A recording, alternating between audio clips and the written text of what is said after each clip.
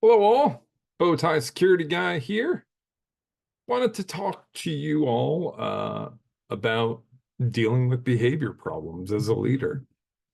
Um, I've been a leader now, I don't know, for many years. I've kind of gone through the whole progression of my career with, supervisor, manager, now executive. And the most important thing that you can bring to a conversation when you're talking behavior issues is trying to understand the reasons for why.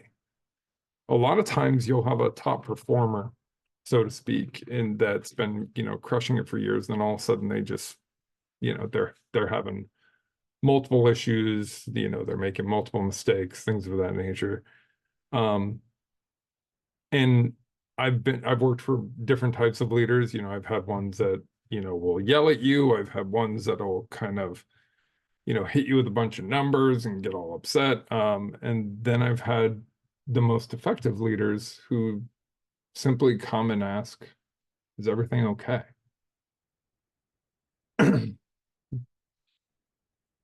As leaders, we tend to forget that these people have lives outside of the office. They have lives that can be affected, that can then impact their work. And we tend to get so hyper focused on our deliverables and our goals and what they should be accomplishing and where their numbers should be and all those things that we forget that there's a human behind that. So whenever I have any sort of behavior issue, first off, mistakes, I truly don't care about. As a leader, I will have a conversation with you. I don't look at mistakes as anything but the first attempt in learning, right? I don't really believe in failing. I believe that you're learning. And as long as you learn from that mistake, most engineers will beat themselves up personally harder than you ever possibly could. So simply just talking to them about it, saying, hey, I noticed you made this mistake. No big deal. Let's try not to let it happen again. Will solve 90+% of those issues right off the bat because your engineering technical types will really scrutinize and beat themselves up over even small mistakes. So when you're going through and you're really trying to get to the meat of an issue, you really need to understand the individual. What are they dealing with? What are they going through? There's been many times where I've had people who made huge mistakes and I, call them up. I'm like, hey, you know, how's everything going? Is everything okay? And the first thing they're like, I know, I made a mistake. I made a mistake. Um, but that's not why I was calling. I was just calling the chat, see how you were doing. Like, I know that you made a mistake. That's cool. We can talk about that, but is everything else okay?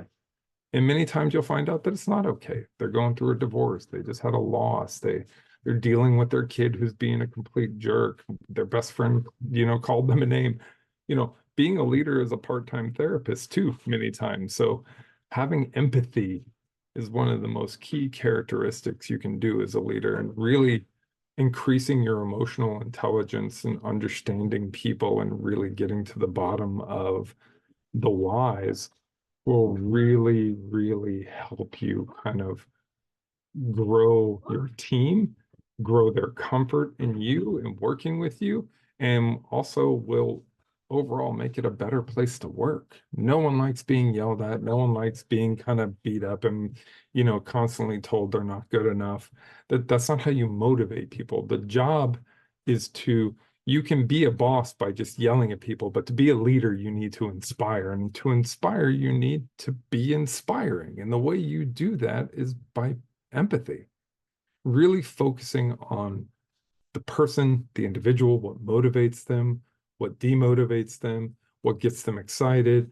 All of those things are really, really important to keeping your team going and keeping things going, even when times are rough. And then also knowing when to give them some time.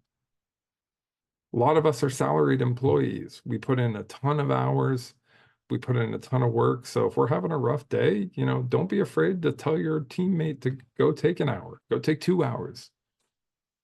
I tell my team, make sure you're going outside at least once a day just to see the outside world, because getting out in the sun and just feeling that sun on you can be a huge, huge refresher. Oh, that's all I got. I hope you have a wonderful week. As always, if any of you are struggling, if you need help with your resume, if you need help with your LinkedIn, if you need a mentor, I am always happy to help and make time for people who truly want to try to grow and change things. And good luck out there.